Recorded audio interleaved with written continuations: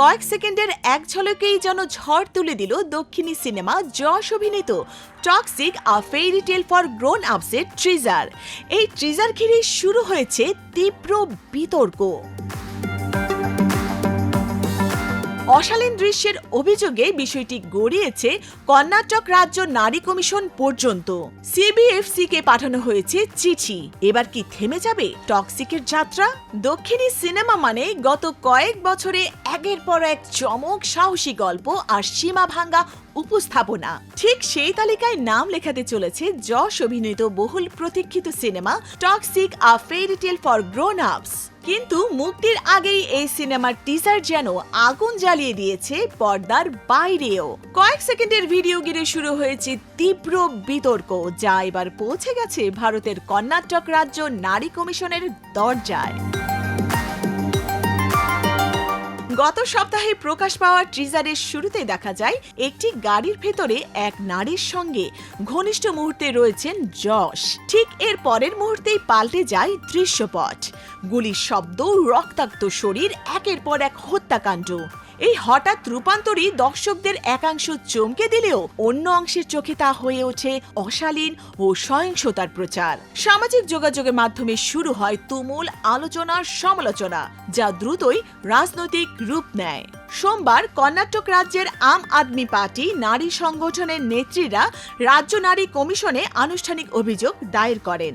ভারতীয় সংবাদ সংস্থা পিটিআই জানায়, তারা কমিশনের কর্মকর্তাদের সঙ্গে সাক্ষাৎ করে টিজারের কিছু অংশ নিয়ে লিখিত আপত্তি জানান এবং অবিলম্বে ব্যবস্থা নেওয়ার দাবি তোলেন। তাদের মূল দাবি, এই টিজার সামাজিক যোগাযোগ মাধ্যম থেকে সরিয়ে নেওয়া হোক।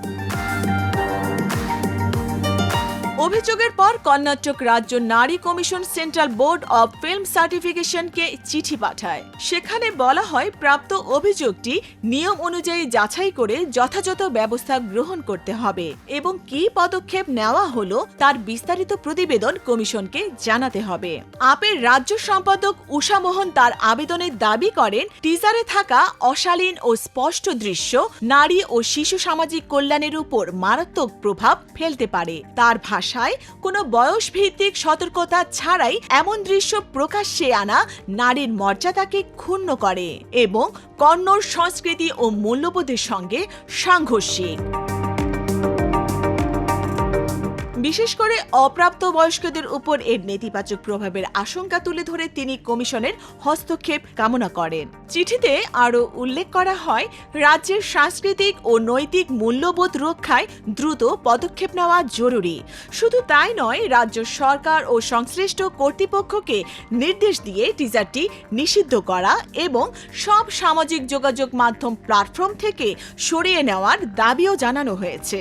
এই ঘটনার পর প্রশ্ন উঠেছে, এটি কি শুধুই একটি টিজার বিতর্ক, নাকি টক্সিক নামের সিনেমাটি আরো বড় কোনো ঝড়ের ইঙ্গিত দিচ্ছে? যশের ক্যারিয়ারের অন্যতম আলোচিত এই প্রজেক্ট কি মুক্তির আগেই কাটছাঁটির মুখে পড়বে, নাকি বিতর্কই হয়ে উঠবে সিনেমাটির সবচেয়ে বড় প্রচার? সব নজরে এবার সিবিএফসির সিদ্ধান্তের দিকে। তাদের পরবর্তী পদক্ষেপই ঠিক করে দেবে এই টক্সিক গল্প শেষ পর্যন্ত দর্শকের সামনে পুরো রূপে আসবে, নাকি মাঝপথেই বদলে যাবে এর পরিণতি। অভিযোগের পর কর্ণাটক রাজ্য নারী commission Central Board of Film সার্টিফিকেশনকে চিঠি পাঠায়।